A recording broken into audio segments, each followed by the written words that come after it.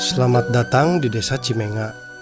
Desa Cimenga merupakan salah satu dari 19 desa yang ada di wilayah administratif Kecamatan Dharma, Kabupaten Kuningan, Jawa Barat. Lokasinya berada di Jalan Raya Cipasung Subang dan termasuk wilayah Kuningan Selatan. Orbitasi desa ini berjarak 11,2 km dari pusat pemerintahan Kecamatan Dharma dan berjarak sekitar 28 km dari ibu kota Kabupaten Kuningan, serta jarak ke ibu kota provinsi sekitar 186 km. Pada saat ini, Desa Cimenga dipimpin oleh Ibu Nina SPD dengan jumlah penduduk yang terdata di tahun 2021 adalah sebanyak 2.655 jiwa, dengan jumlah kepala keluarga sebanyak 856 kakak, yang sebagian besar bermata pencaharian sebagai petani sawah dan kebun, peternak, pedagang, petukangan, pengrajin, dan PNS. Usaha dan produk unggulan masyarakat Desa Cimenga adalah rengginang atau raginang sampe atau singkong, raginang ketan, dan olahan pala yang terdiri dari permen pala, sirup, dodol, dan wajit pala.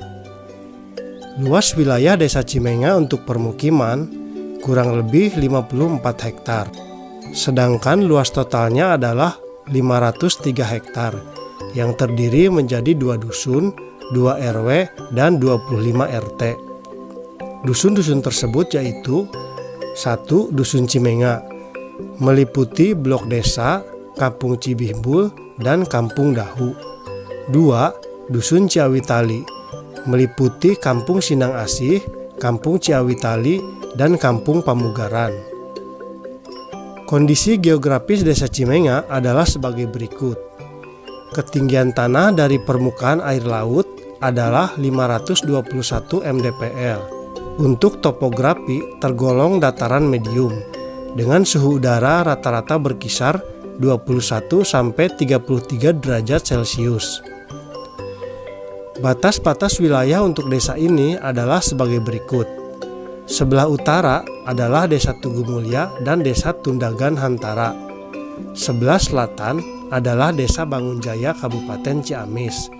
Sebelah barat adalah Desa Tugu Mulya dan Desa Gardujaya Ciamis. Sebelah timur adalah Desa Padahurip Kecamatan Selajambe. Asal-usul dan sejarah Desa Cimenga. 1. Asal-usul desa.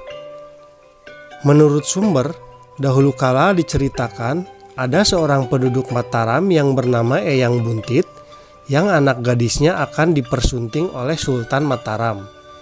Sultan Mataram itu apakah Hayam Wuruk atau siapa tidak diketahui dengan jelas. Namun, Eyang Buntit merasa keberatan putrinya diinginkan Sultan dan berkata kepada adiknya yang bernama Jaya Perkasa, "Kalau sampai putriku dipersunting Sultan, masa iya aku harus menyembah menantu sendiri?" Singkat cerita, setelah melakukan obrolan, Eyang Buntit, adiknya Jaya Perkasa, serta putrinya berkelana pergi dari Mataram menyusuri gunung.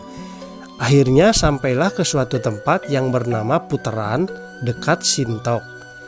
Karena dirasa perjalanan mereka sudah jauh, mereka pun beristirahat di daerah Puteran itu.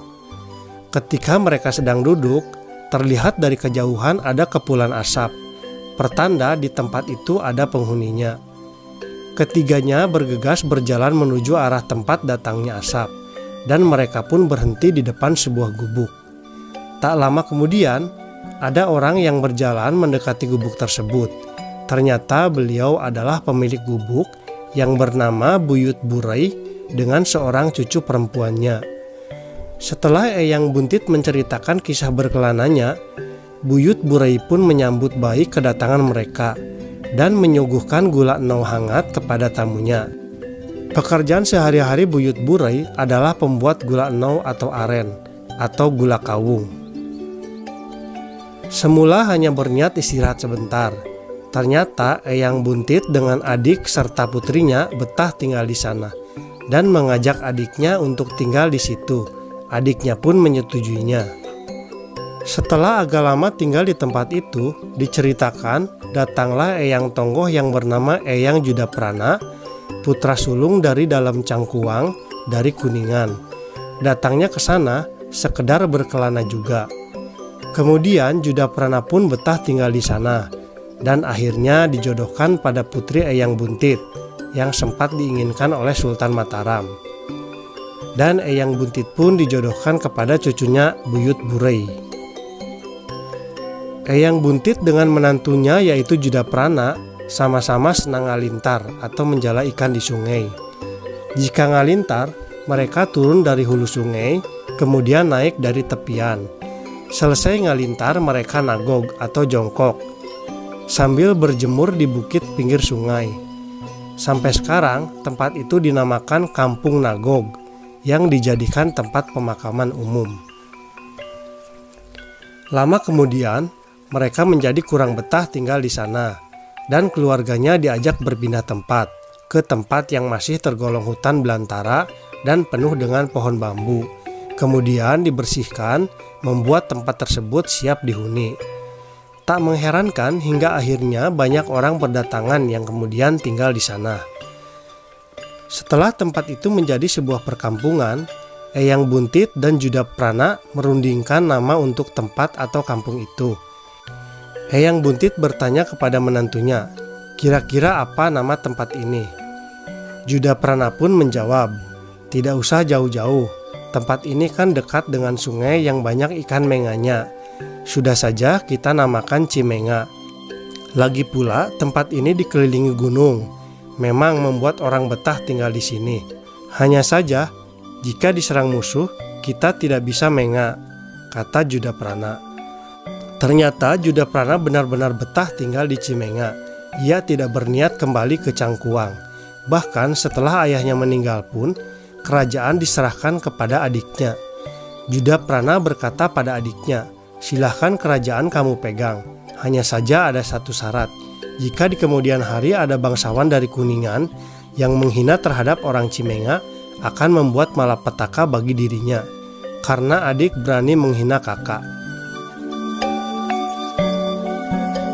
2. Sejarah desa. Pada zaman sebelum Perang Kemerdekaan, Desa Cimenga sudah berdiri. Wilayahnya terdiri dari 3 dusun, yaitu Dusun Cimenga, Dusun Ciawitali, dan Dusun Tutugan, serta kepala desa Cimenga yang pertama adalah Bapak Bintang. Pada tahun 1986, Desa Cimenga mengalami pemekaran. Pada saat itu, Dusun Tutugan berpisah secara administratif dari Desa Cimenga menjadi Desa Tugu Mulia. Sampai saat ini, Desa Cimenga, menurut informasi dari berbagai sumber dan tokoh masyarakat, pernah dijabat oleh 11 orang kepala desa. Adapun nama-nama kepala desa dan pejabat yang pernah memimpin Desa Cimenga adalah sebagai berikut. 1. Bapak Bintang, masa bakti sampai tahun 1930. 2. Bapak Kartadiwangsa, menjabat dari tahun 1930 sampai tahun 1939. 3. Bapak Sarji, menjabat dari tahun 1939 sampai tahun 1950. 4.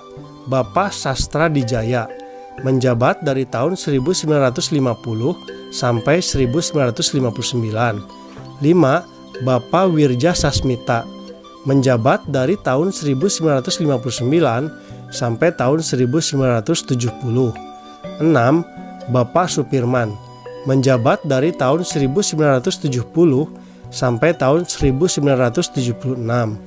7. Bapak Edarjono R, menjabat dari tahun 1976 sampai tahun 1987. 8. Bapak Sukirja, menjabat dari tahun 1987 sampai tahun 1995. 9. Bapak Samsudin, menjabat dari tahun 1955 sampai tahun 2003.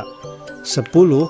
Bapak Taroyo, menjabat dari tahun 2003 sampai 2011. Dari tahun 2011 sampai 2014, Desa Cimenga dipimpin oleh pejabat sementara atau PJS. Lalu yang ke-11, Ibu Nina SPD, Masa bakti dari tahun 2015 sampai saat ini tahun 2021. Demikianlah sejarah singkat Desa Cimenga yang bisa kami sampaikan berdasarkan informasi yang kami dapatkan.